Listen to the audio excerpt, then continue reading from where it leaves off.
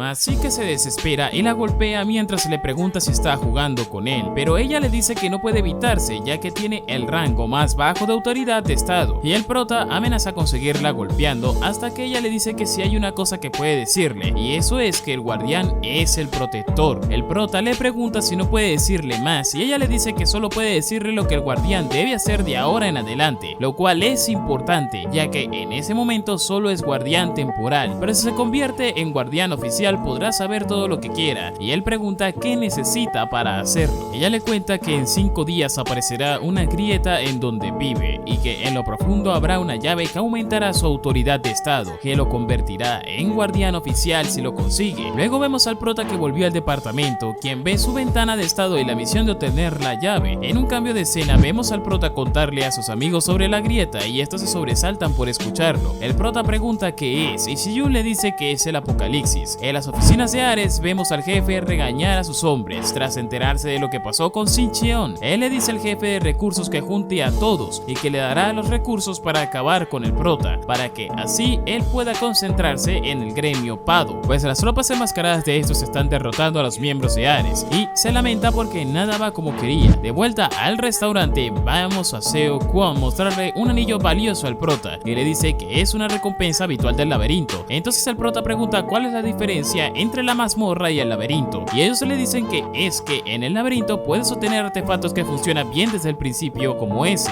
ya que están encantados, mientras que en las mazmorras solo hay recursos especiales u objetos que vienen de los monstruos después de eliminarlos. Solo hay recursos especiales u objetos que vienen de los monstruos después de matarlos. El prota intenta usar su habilidad para ver las estadísticas del anillo, pero de nuevo no puede porque le falta autoridad y dice que debe ir al laberinto luego del trabajo. En eso dice que pedirá todo lo del menú del restaurante cuando les pregunta sobre la grieta. Ellos le dicen que cuando se abre, la tierra se cuartea y salen interminables monstruos. El prota les pregunta qué cree que pase si se abre en la ciudad y ellos dicen que, aunque pudieran contenerla, el área se convertiría en un desierto. Además de que el gremio Ares se aprovecharía de no ayudar y aparecer en el momento justo para parecer que sí. El prota les dice entonces que deberían descansar los siguientes 4 días. Y vemos que la grieta comienza a abrirse cerca de un aeropuerto. En un cambio de escena vemos a una misteriosa figura en una túnica caminar por lo que parece el corredor de un castillo. Este llega hasta una mesa redonda y le dice a un ser que el 9º rango ha despertado. El ser le pregunta si ya despertó por completo, a lo que el de la túnica responde que aún no, pero que como no queda mucho tiempo deberá cumplir con su deber. El ser dice que no es el mejor momento y se deberían ver qué tanto puede hacer, mientras se nos muestra que hablan del prota. En un cambio de escena vemos la apertura de la grieta, de la que comienzan a salir cientos de monstruos y los cazadores intentan contenerlos, pero estos no dejan de salir. Uno de los cazadores se paraliza por el miedo y su líder le grita que se quedara atrás y se acobarda, por lo que corre a ayudarlo y utiliza su habilidad restringir para detener a un monstruo y matarlo. El chico le agradece y este le dice que se levante rápido. El líder continúa matando monstruos, pero dice que son demasiados y no dejan de salir del interior del aeropuerto. Los cazadores se comienzan a ver superados cuando aparece un enorme monstruo esqueleto de rango A+.